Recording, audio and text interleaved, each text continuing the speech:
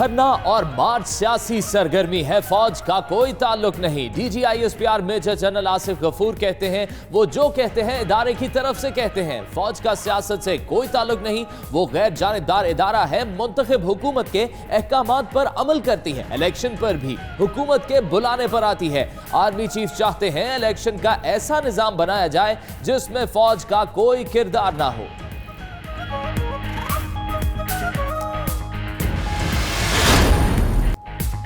फजलुर रहमान का आज़ादी मार्च कम अज कम मजीद 4 दिन जारी रखने का इंदिया। शुरका से खिताब में कहा 12 रबीउल अव्वल को आज़ादी मार्च को सीरतुन नबी सल्लल्लाहु अलैहि वसल्लम कॉन्फ्रेंस में तब्दील कर देंगे। मजीद बोले एक तरफा एहतसाब नहीं चलेगा, वो मुल्क बचाने आए हैं। अगला बजट भी मौजूदा हुक्मरानों ने पेश किया तो पाकिस्तान दिवालिया हो जाएगा, इन्हें मजीद मोहलत नहीं देंगे। उधर JUI का इजलास, एहतजाज में शिद्दत लाने और प्लान बी पर गौर।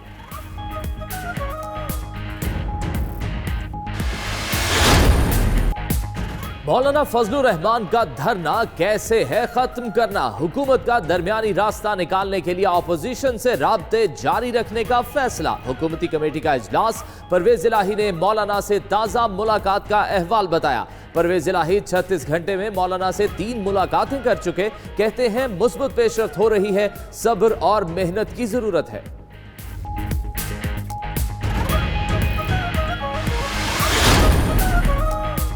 धरनों की गलत रिवायत इमरान खान ने डाली, उनका धरना गलत था, फजलुर रहमान का भी गलत है।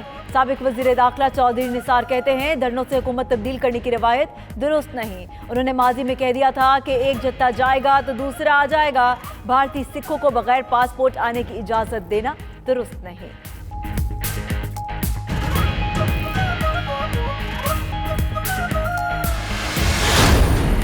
हुकूमत तो डायलॉग में बिलीव करती है और हुकूमत किसी ऐसे गैर आईनी हल की तरफ तो जाएगी नहीं। लाहौर हाई कोर्ट ने बड़ा अच्छा फैसला दिया, बच्ची है वो अपने बाप की तीमारदारी करेगी इसलिए बेल नहीं दी, उन्होंने मेरिट पे बेल दी है। हुकूमत मुज़ाकरात पर यकीन रखती है, किसी गैर कानूनी इक़दाम की तरफ नहीं जाएगी। वज़ीर कानून फ़रोग़ नसीम की प्रोग्राम नाइट एडिशन में गुफ्तगू, बोले मौलाना के मुतालबात अगर जायज़ होते तो मान लिए जाते। मरियम नवाज को जमानत वालिद की तीमारदारी के लिए नहीं, मेरिट पर मिली। अपोजिशन चाहती है इमरान खान पार्लियामेंट से एक भी कानून मंजूर न करा सके।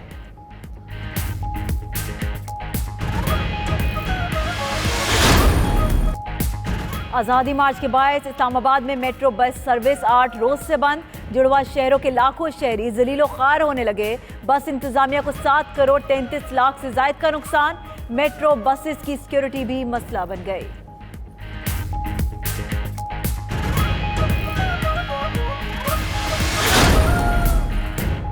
करतारपुर राहदारी मंसूबे के इफ्तिताह का वक्त करीब आ गया। वजीर आजम 9 नवंबर को इफ्तिताह करेंगे, भरपूर तैयारियां जारी। बैरून मुल्क से आए सिख तंजीमों के वफ्द की इमरान खान से मुलाकात, करतारपुर राहदारी खोलने पर शुक्रिया अदा किया। उधर भारत का नवजोत सिंह सिद्धू को तकरीब में शिरकत की इजाजत देने में टाल मटोल, सिद्धू ने मोदी हुकूमत को दूसरा खत लिख दिया।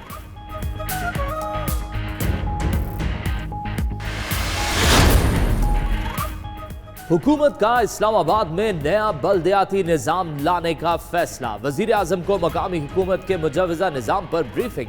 मेयर का इंतखाब बराह रास्त होगा, तरक्याती मंसूबों और रोजमर्रा के मामलात की जिम्मेदारी मेयर को सौंपी जाएगी। इमरान खान ने कहा मकामी हुकूमतों का नया निजाम अवाम को बाइख्तियार बनाने में इनकलाब बर्पा करेगा।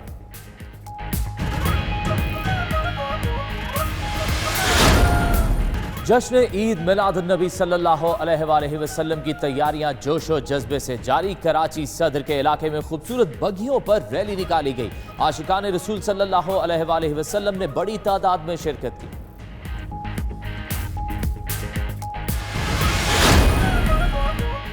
लैंडस्लाइडिंग के बायस सकर्दू गिलगित रोड तीसरे दिन भी बंद रही। सख्त सर्दी में ख्वातीन और बच्चों समेत सैकड़ों मुसाफिर सड़क के दोनों अतराफ महसूर। सड़क की बंदिश से सकर्दू में पेट्रोलियम मसनूआत की भी किल्लत। इंतजामिया की सड़क खोलने के लिए कोशिशें जारी।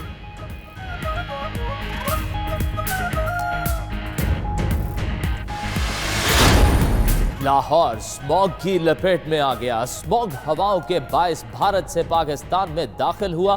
लाहौर और गिरदोनवाह में हद निगाह कम, आंखों में जलन की शिकायत। स्मॉग के बायस आज लाहौर में तमाम सरकारी और निजी स्कूल्स बंद रहेंगे। उधर आजाद कश्मीर, पंजाब, खैबर पख्तूनख्वा और गिलगित बल्तिस्तान के मुख्तलिफ इलाकों में बारिश।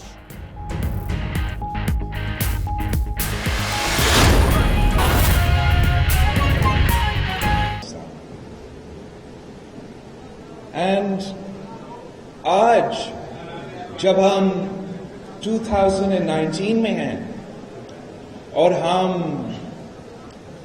इंसाफ के बारे में, जमहूरियत के बारे में, इंसानी हकूक़ के बारे में, अदलिया की एम्पावरमेंट के लिए, इंसाफ के लिए सोचते हैं, जद्दोजहद करते हैं, तो आप पाकिस्तान की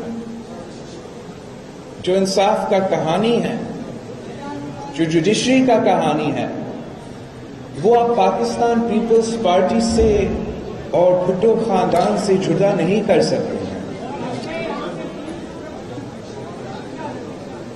आज हम बड़ा एहतराम करते हैं अपने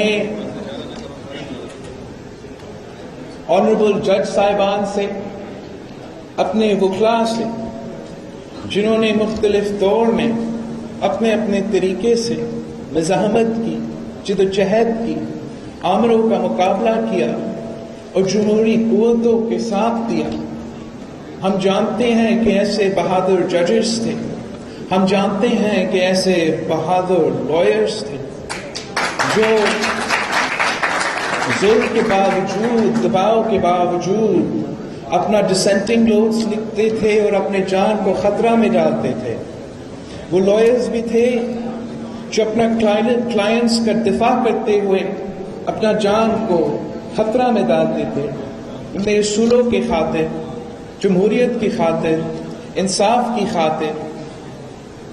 मगर साथ साथ इस मुल्क के अवाम इस विटनेस है कि हमारे मुल्क की अदालतें, हमारा मुल्क का जो इंसाफ का निज़ाम है, वो ज्यादातर जालिम के साथ देते हैं, मजलूम को इंसाफ नहीं देते।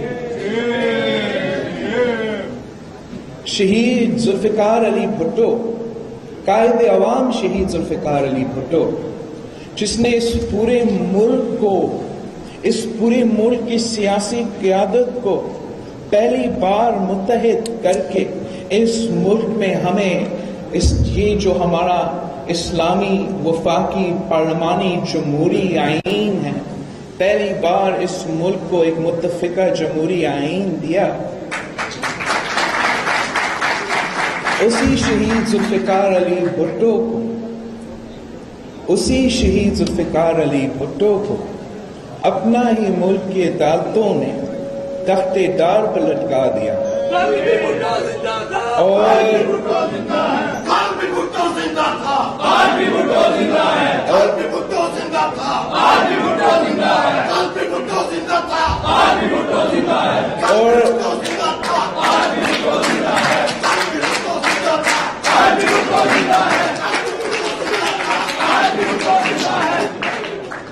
सदर ज़रदारी ने 10 साल पहले एक प्रेसिडेंशियल रेफरेंस भेजा था अपने to the supreme court of Pakistan to review the judicial murder of शहीद जुल्फिकार अली भुट्टो।